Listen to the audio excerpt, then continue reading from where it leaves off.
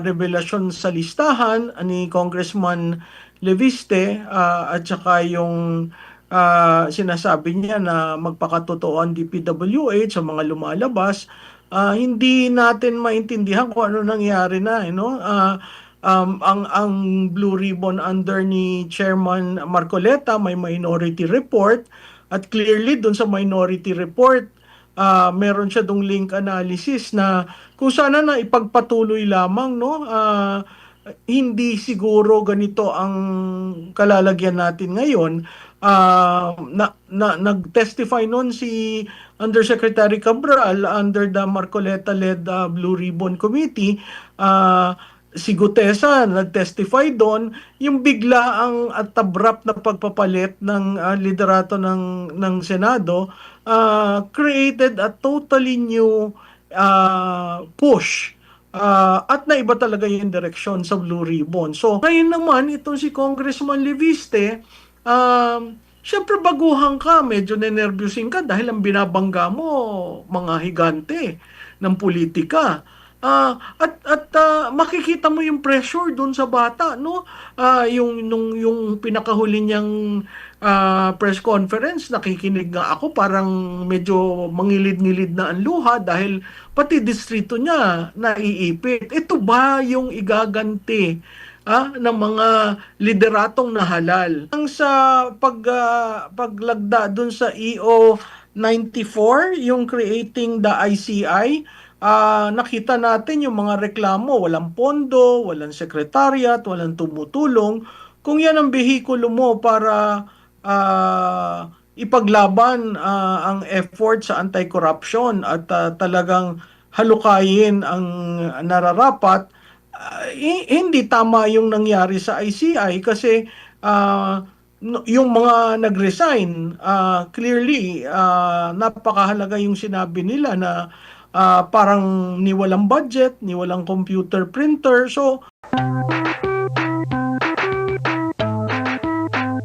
ito po, both ang mismong Pangulo at ang communications office po ng Presidente ang nagsabi po na merong makukulong, merong mapapanagot bago magpasko, may magpapasko sa kulungan. Ano po yung ine-expect nyo during that time at na-meet ba yung expectation kung sino talaga yung makukulong?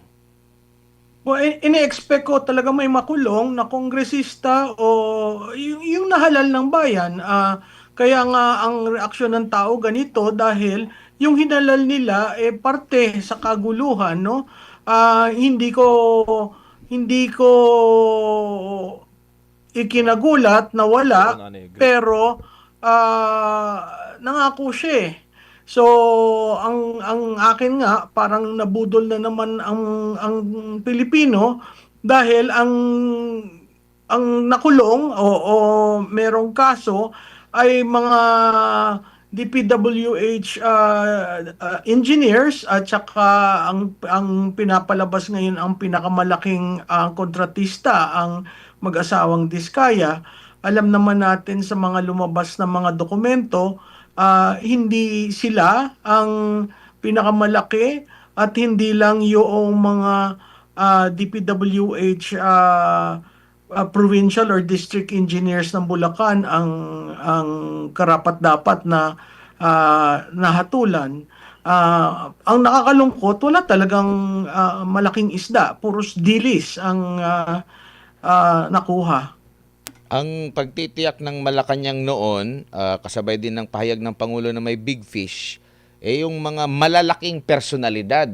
So, meron bang malalaking personalidad doon? Ang alam ko, sumikat lang yung mga pangalan ng taga-DPWH at saka yung mga contractor kasi na pag-uusapan sa media. Pero talagang matagal ng kilalang personalidad talaga, wala naman ata doon. Merong nabanggit pero walang nakulong. Oo, yung mga dambuhala, siguro, hindi natin nakita yung hearing sa ICI, kay Speaker Martin Romualdez, kay Congressman Sandro Marcos, hindi natin nakita yon. So, wala doon ng taong bayan. May mga pangalan na lumabas, hindi natin maintindihan kung paano na isama ang ilang senador. Yun dun sa kongresista, may mga pangalang sinama pero wala namang nangyaring pag-attend nila sa ICI para ipresentahan sarili nila. So, ah, eh, napangalanan si Garjola, napangalanan si Momo, pero wala naman tayong naririnig na sila'y natanong. So, sa akin, walang katorya-torya yung mahiya naman kayo. After 156 days, wala pa rin tayong nakukulong. Opo. And maliban dito sa sinasabi nga na baka budol lang itong nabanggit, parang nasanay na ba ang administrasyon ngayon sa mga ganitong mga pahayag tapos hindi na mimit or hindi na isa sa katuparan? Kumbaga magtaka pa ba tayo? Manibago pa ba tayo dito sa mga pangyayaring ito, Prof? Admar hindi na eh. Doon pa lang sa paglagda doon sa EO 94, yung creating the ICI, nakita natin yung mga reklamo, walang pondo, walang secretariat, walang tumutulong. Kung yan ang behikulo mo para ipaglaban ang effort sa anti-corruption at talagang halukayin ang nararapat, hindi tama yung nangyari sa ICI kasi yung mga nag-resign, clearly napakahalaga yung sinabi nila na parang ni walang budget, ni walang computer printer. So kung ito'y isang talagang malaki at tinatayang makakakuha ng dambuhalang isda, eh wala naman tayo talagang nakita. So parang ang ng presidente ang paglaban sa mga ganito, pero nakita naman natin sa simula pa lang medyo tagilid na doon, at saka nakita naman natin na yung kahirapan ng pagiging miyembro ng ICI, nakita natin sa mga resignation letters ni Singson at ni Fajardo. Opo, nakikita nyo rin po ba na hindi na magtatagal itong ICI at sa pag-re-resign po ng pinakabago po, no? Yung isa sa mga miyembro, do you think na minus pogi points ito sa gobyerno? Dahil di pa nga natatapos wala pa nga yung sinasabing malaking isda. Yet yung mismong komisyon na binuo parang ano na naghihingalo. Oo, tama ka dyan, Admar. Ang ICI ay nasa ICU.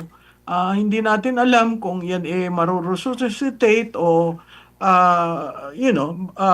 mapapagtibay ang kanilang mga dapat gawin. Under sa EO 94, pwedeng i-dissolve ng presidente yon. Isa yung option at yun ay nakasulat dun sa EO 94.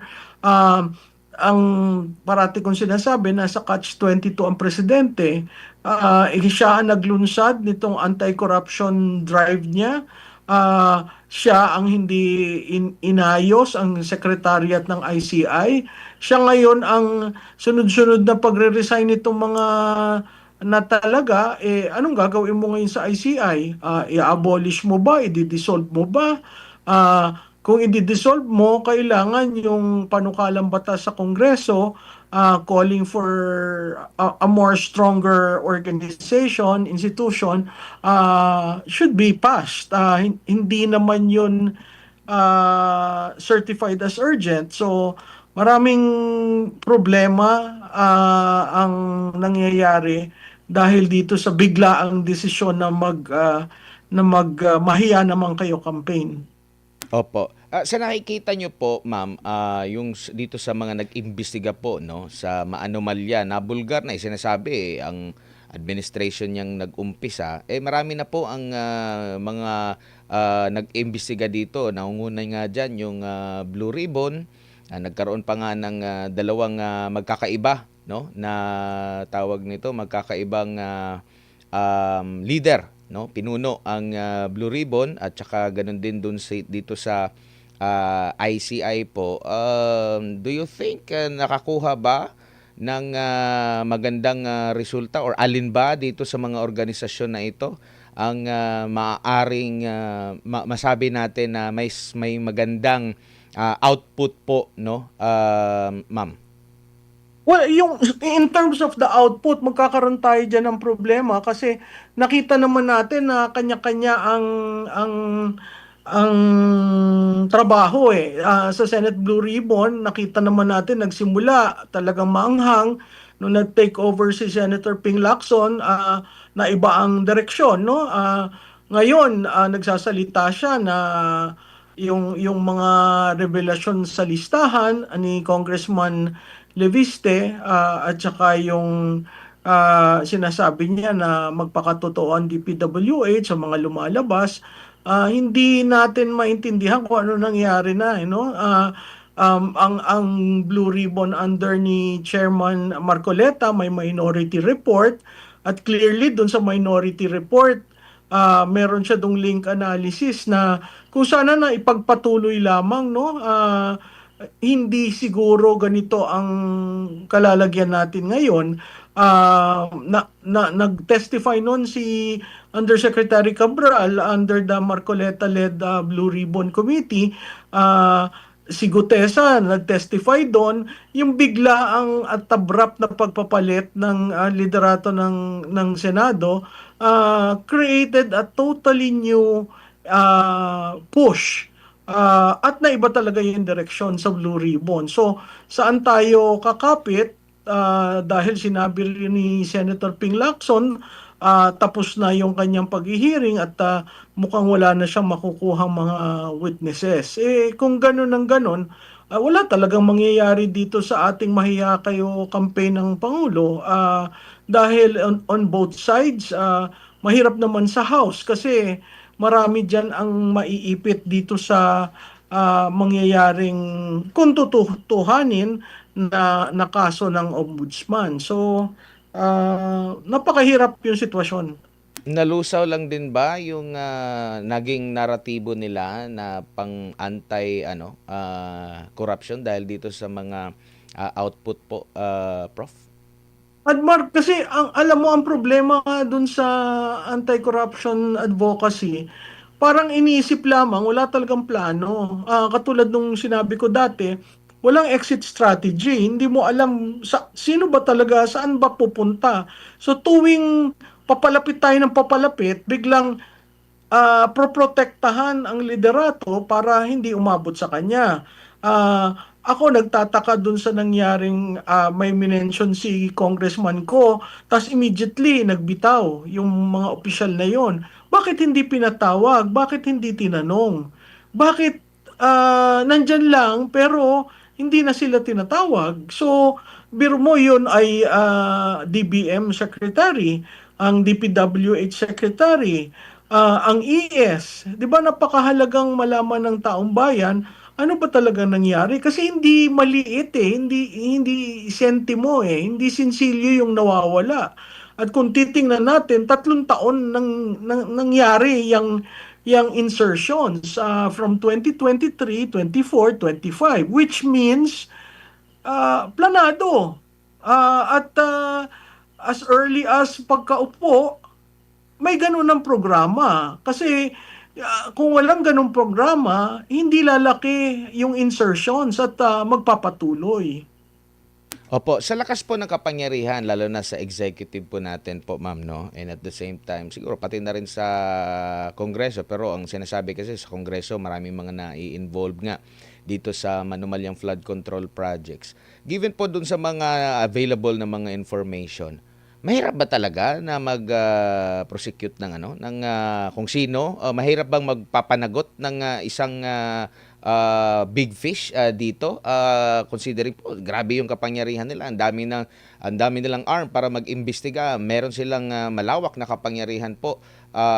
Prof, ganito ba kahirap na parang wala tayong naririnig nga, gaya nga na nabanggit natin kanina, walang mga big fish na parang pahirapan para sa kanila or talagang nahihirapan silang mailihis or sapat yung kapangyarihan ng atin pong gobyerno para matukoy kung sino talagang responsable po dito sa korupsyon na ito, ma'am. Admar, parang wala namang nais talagang tumbukin kung sino no? Parang linilihis, minsan ginugulo, katulad ditong mga release ng mga dokumento no ng mga proponents. Nag-release si Congressman Leviste, tapos ang DPWH hindi man confirm or deny. Parati kong sinasabi ang paper trail na andyan sa administrasyon, ang money trail na andyan sa administrasyon. So, dun sa tanong mo, sa tingin ko wala naman talagang objective na malaman kung sino. Kasi pag nalaman, malalaman mo kung sino yung pinakatuktok. Kasi yung pinakatuktok ang nagpumirma ng budget. Ah, katulad ngayon, ang PR wala siyang Christmas break dahil pag-aaralan. Pag-aaralan mo, babalik ang Kongreso ng 29 para mag-decide kung hindi mag-agree. We're probably entering a period where yung dating budget ang gagamitin hanggat mag-agree, no? Ano ang hindi pinag-aagrihan? Yung insertions uli. Ngayon, ang unprogram fund, ang pangalan na standby fund. So, malinis ba yung nangyari? Sa tingin ko, mas marami tayong hindi boboto dun sa kinalabsan ng bicameral. Opo, ma'am, good evening. Si MJ po ito. Ma'am, yung hamon po, no?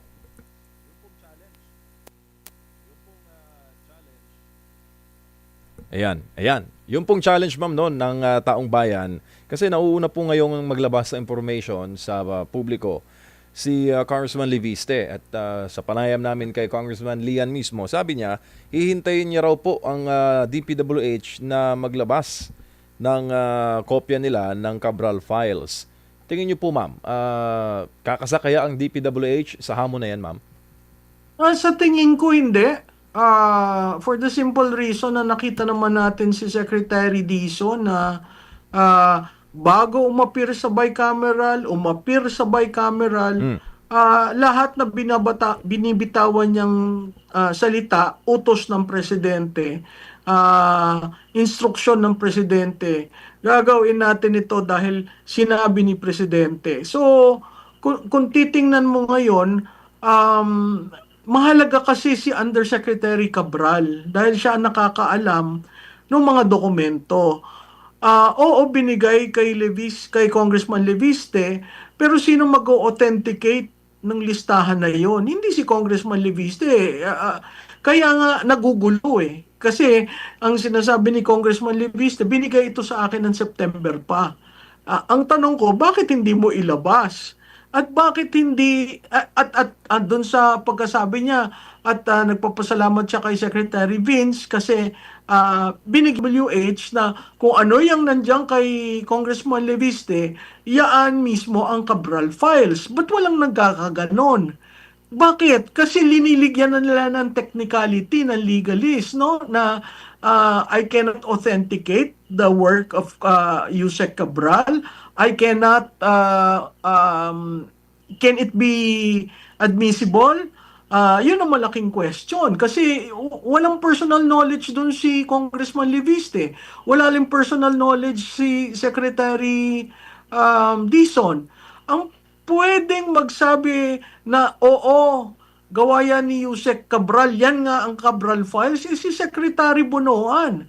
Kasi si Secretary Bonoan ang nag-utos kay Yusek Cabral na gawin So, kita mo yung elements, yung pieces of the critical elements to establish the paper trail. Wala. So, ang parati pa sinasabi, ihambing daw dun sa NEP, o sino yon? Di ba si Secretary Pangandaman, hindi naman nagsasalita. Ihambing dun sa insertion ng proponent ng small committee. Hanggang ngayon, walang naglalabas. Nagbago na ang speaker, pero hindi linalabas yung listahan. So anong ibig sabihin nun? Lahat tayo ay parte sa budol na ginagawa dahil ang taong bayan galit na pero wala tayong nakikitang naglalabas ng mga dokumento. Walang nagsasabi na ito ang money trail, ito ang dun nga sa question na ghost project, wala silang total. Ilan ang total ng ghost project? Kailan mas maraming ghost project? Noong 2023 ba o noong 2025? Lahat ito, kaya nagkakagulo eh. Paano ka magli-lead ng anti-corruption campaign kung hindi mo sasabihin bilang presidente, ilabas niya ang listahan, bunuan i-certify mo, Amina, ito ba talaga ang nasa NEP? Doon natin mabubuo. Wala namang ganong instruction. So, anong nangyayari sa atin? Naghihintay tayo sa wala. Pero, ang danger dyan, dumadaos-os ng dumadaos-os ang tiwala ng tao sa Pangulo. Ang sinasabi ko nga, this is the historical crisis of trust. No? Bakit? Kasi nawawala na ng tiwala ang tao. At pag nawala ng tiwala ang tao, lame duck ang Pangulo. Opo, at alam mo ma'am, marami po nagko-comment ngayon and they are agreeing to your sentiments. At sa tingin din po ba ninyo ma'am, itong ginagawa ni Congressman Lian, kasi nung nakausap namin siya, same program, this week, sinabi niya po na pag may mangyari man sa kanya, abay nagbilin siya na ilabas yung buong Cabral list. Meaning, talagang buwis-buhay yung kanyang ginagawa for his part, for the crusade, ma'am, na mailabas yung tamang impormasyon sa publiko, ma'am. Ang problema ay institutional. This is syndicated behavior eh. Biro mo si Congressman Barsaga, naalis for some whimsical reason, pero dahil nagtatanong siya na hindi nagugustuhan. Ngayon naman, itong si Congressman Leviste, syempre baguhan ka, medyo nenervyusin ka dahil ang binabangga mo, mga higante ng politika. Makikita mo yung pressure doon sa bata, no? Yung pinakahuli niyang press conference, nakikinig nga ako, parang medyo mangilid-ngilid na ang luha dahil pati distrito niya naiipit. Ito ba yung igaganti ng mga lideratong nahalal sa dalawang bata, neophyte, na ayaw nila maging parte ng bulok na sistema? So gusto nila, ayusin nila sa 20th Congress. Pero makikita mo, sila lang ang tumatayo. Walang, merong iba. Siguro mabibilang mo sa dalawa mong kamay. Pero other than that, napakahirap na yung ginagawa nilang laban. Sumasaludo ako kay Congressman Leviste sa tapang niya, pero alam niya kung anong kahihitnan ng kanyang pagsabi ng ganito, no? Hindi pa natin nahihimay-himay ang deluge of documents that he released, no? Ako na-alarm dahil may mga private individuals na proponents. Ngayon lang ako nakarinig ng isang budget na isang pribado ang nag-identify ng proyekto. Never yan nangyari. So, hindi ko alam kung anong klaseng meron budget process tayo noong 2023 at bakit paulit-ulit na ginawa. Opo, at kahit ma'am, ano maging resulta ng ICI investigation, hawak nilang ombudsman, ma'am eh. Tingin mo, talagang may makakasuhan under Ombudsman Remulla? Well, they can always file, they can always, squeeze people, but whether that will be essentially real, yan up in the clouds. Kasi paano ba yung proseso ni ni Remulla pumasok bilang ombudsman. So makikita mo in all fronts, kontrolado. They're there to protect the power center. Na andyan si Ping Lacson, pinotektahan ang power center, liniko ang diskurso. Na andyan si ombudsman, siya na lang yung nahuhuli dahil itong si ICI malapit na mag-collapse. Pag nag-collapse yan, we're just looking at the ombudsman. And what did the ombudsman say? It will take him 6 to 9 months to even, file a case against Speaker Martin Romualdez. And by that time, you're just buying time so that things would be better for the president.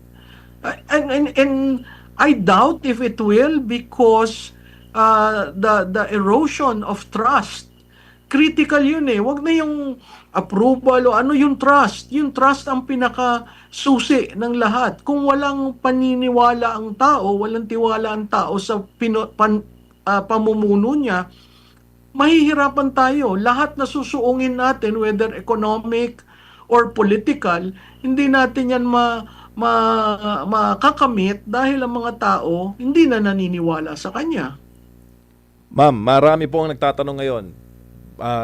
Yun nga, yung sinabi niyo po kanina na institutional yung problema. At ang taong bayan ay nagdidemand ng swift solution. Ano sa tingin niyo, ma'am, yung nakikita niyong solusyon para po mabigyan ng hustisya ang milyon-milyong Pilipino na nagdarasal po na magkaroon ng hustisya sa kaban ng bayan? Siguro, ang number one dun, i-release talaga. I-release yung small committee, sino yung proponent, i-release yung listahan ng NEP, kung yaan yung kay Cabral na nasa NEP, o sige, kailangan mo kasing pagbanggain lahat yung mga listahan na yan bago mo masabi sino nakakuha. Kasi pwedeng nasa listahan ka pero hindi ka na-releasean.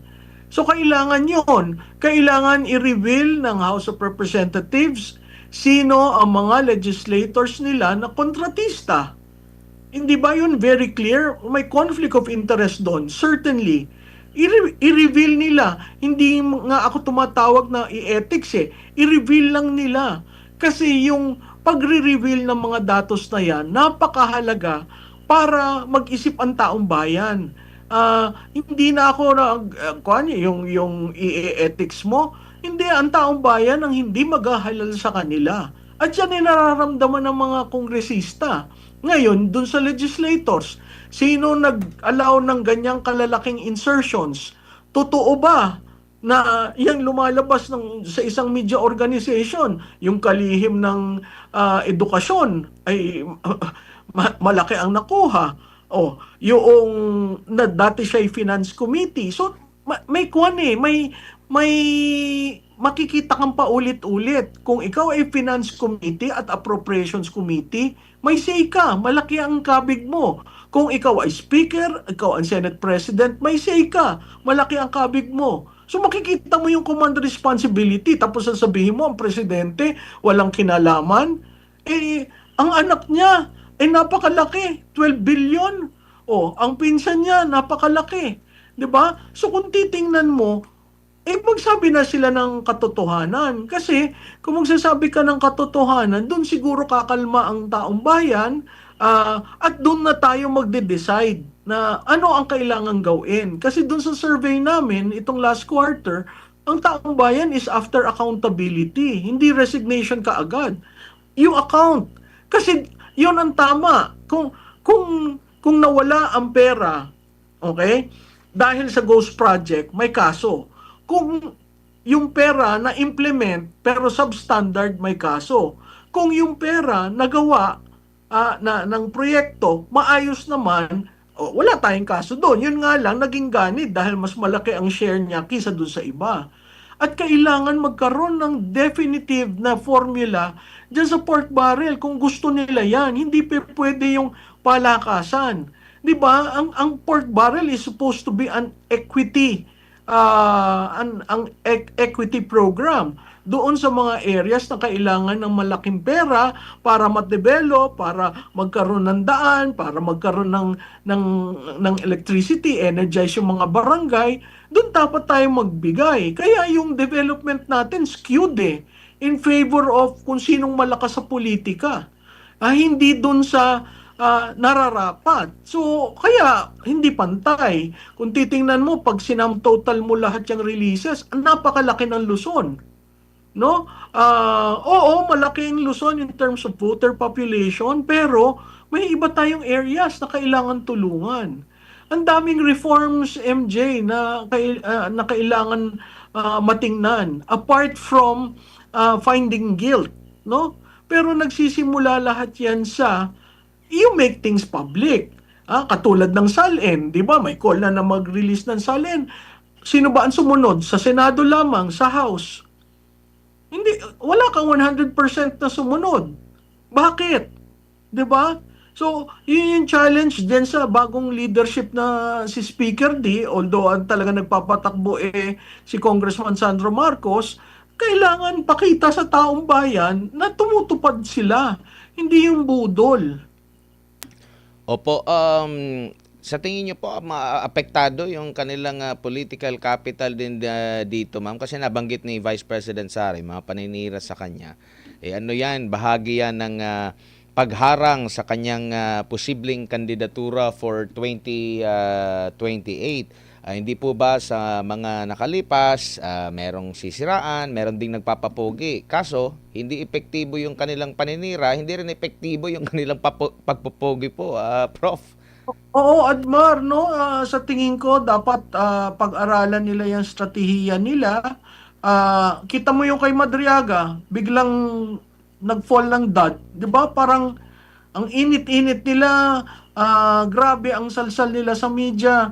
Nung sinabi ni BP Sara, hindi ko yan kilala, hindi ako pumupunta sa jail, Bureau of Jail. Tapos bigla nagsabi si Secretary Remulla, hindi siya ang pinupuntahan, iba. So, hindi tama yung script. Sino naglabas ng Madriaga?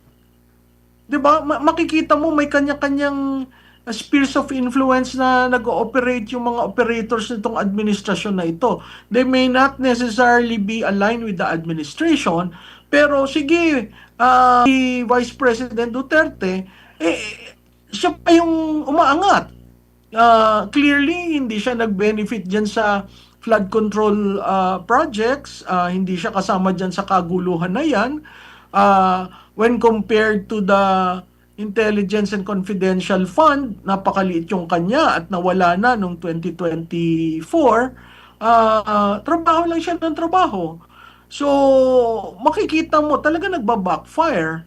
Pero, ang sense ko, ipagpapatuloy nila yan. Kasi, parang 8 individuals na ang inooperang tumakbo. So, ang makikita natin senaryo sa 2028, marami siguro tatakbo para hatiin ang boto. So, I've never seen itong demolition job kay Vice President Duterte is far more greater than the demolition job done on then Senate President Villar and then si Vice President Binay. Ito kasi walang pahinga kay BP Sara since 2023. So makikita mo, parang lahat ng plano nila ipolitika, parang lahat ang plano nila gamitin ang pondo ng bayan para sa politika na makakatalo kay Sara Duterte at mapropromote ang kanilang kandidato. Pero kapansin-pansin, ma'am, yung mga ganitong klase din po ng mga